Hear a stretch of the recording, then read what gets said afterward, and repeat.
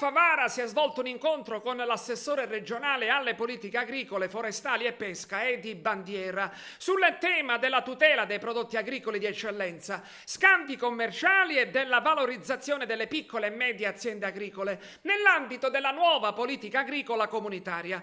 Ascoltiamo in proposito lo stesso Edi Bandiera e la consigliere comunale di Agrigento, Giorgia Iacolino, candidata alle europee nella lista di Forza Italia.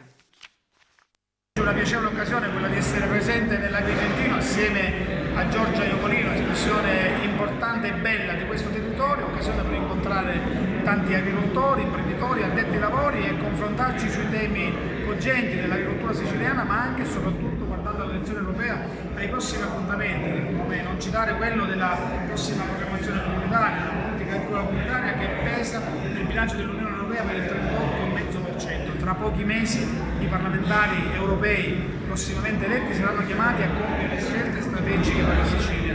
Non vi è dubbio che c'è la necessità di mandare persone competenti, per bene, radicate nel territorio, e in questo Giorgia Iacolino, lasciatemi dire, è la più bella espressione di questa provincia, tra le più belle di questa regione, che al meglio può incarnare questa esigenza traducendola in atti concreti che l'Unione Europea dovrà fare anche nei confronti della Sicilia.